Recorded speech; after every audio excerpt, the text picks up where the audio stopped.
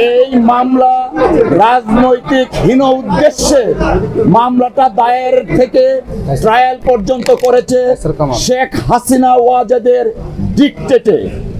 আমরা এও বলেছিলাম জনাব তারেক রহমান সাহেব কোনো অবস্থাতেই এই মামলায় কোনো সময়েই সংশ্লিষ্ট ছিলেন না, কিন্তু শেখ হাসিনা ওয়াজেদ তার রাজনৈতিক প্রতিদ্বন্দ্বীকে রাজনৈতিকভাবে ঘায়েল করতে না পেরে মামলার আশ্রয় নিয়ে জনাব তারেক রহমান সাহেবের ইমেজকে দেশে এবং আন্তর্জাতিক পরিমণ্ডলে প্রশ্নবিদ্ধ করার জন্য ট্রায়ালটা কন্টিনিউ করেন। আপনারা ইতিমধ্যে শুনেছেন যারা এই মামলায় দণ্ডপ্রাপ্ত ছিলেন এবং আপিল করেছেন এবং যারা আপিল করেননি সবাইকে এই মামলা থেকে খালাস দেওয়া হয়েছে। আমরা মহান আল্লাহ তাআলার দরবারে শুকরিয়া আদায় করছি, জনাব তারেক রহমান সাহেব আজকের এই রায়ের মাধ্যমে ন্যায় বিচার পেয়েছেন।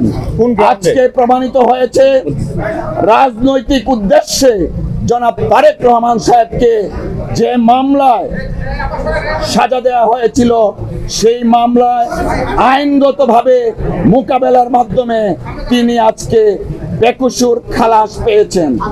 আমরা আরেকটা কথা একটু বলতে চাই, তা হলো প্রথমেই বলেছি গত 2 দশক যাবৎ এই 21শে আগস্টের মামলাটা বাংলাদেশের রাজনীতিতে ডমিনেট করেছিল এবং সম্পূর্ণভাবে শেখ হাসিনা এবং আওয়ামী লীগের নেতাদের প্রপাগান্ডার শিকার হয়েছিলেন জনাব তারেক রহমান সাহেব। আজকে আমরা এবং দেশবাসী জাতি মনে করেন আমরা সকলেই আজকে ন্যায় বিচার পেয়েছি। তারেক রহমানের নাম কখন আসলো এই মামলায়? তারেক রহমান সাহেবের নামটা এসেছিল, আপনারা জানেন 4টা চার্জশিট দেওয়া হয়েছিল, 3টা চার্জশিট, ইভেন 111-এর সময় একটা চার্জশিট দেওয়া হয়েছিল, সেই চার্জশিটে তারেক রহমান সাহেবের নাম ছিল না। শেখ হাসিনা ওয়াজেদ যখন ক্ষমতায় আসলেন তখন আব্দুল কাহার আকন্দকে নিয়োগ করে 4র্থ চার্জশিট দেন, সেই চার্জশিটে জনাব তারেক রহমান সাহেবকে রাজনৈতিক উদ্দেশ্যে এই মামলায় ইনক্লুড করা হয়। আজকে আমি বলছি, আজকে মহামান্য আদালত এই যে 4র্থ চার্জশিট এবং মুফতি হান্নানের 2য় স্বীকারোক্তিমূলক জবানবন্দির ভিত্তিতে যে চার্জশিটটা দেওয়া হয় সেই চার্জশিটটা আইন বহির্ভূত ছিল। 111-এর সময় মোহাম্মদ ফখরুদ্দিন আমলে চার্জশিট দিয়েছে, পরবর্তী আওয়ামী লীগ ক্ষমতা আসার পর নতুন পিপি সাহেব দরখাস্ত দিয়েছে, তার পরিপ্রেক্ষিতে নতুন আইন নিয়োগ করেছে। কাকে নিয়োগ করেছে?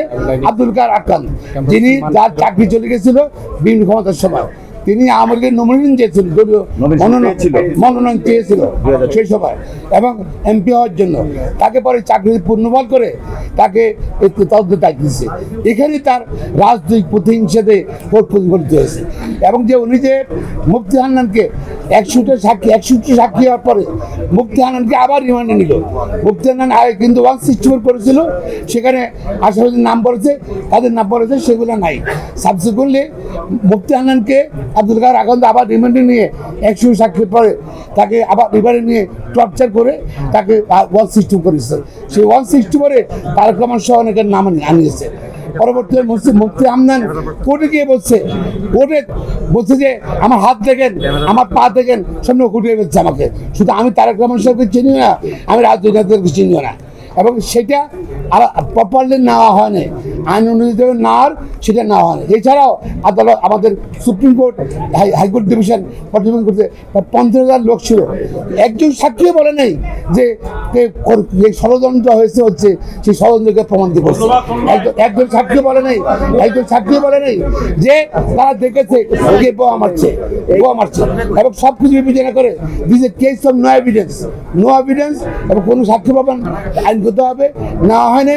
তার পরিপ্রেক্ষিতে আদালত সকল আসামিকে খালাস দিয়েছে, ইনক্লুডিং যারা আপিল করে নাই তারেক রহমান সহ তাদেরকে খালাস দিয়েছে।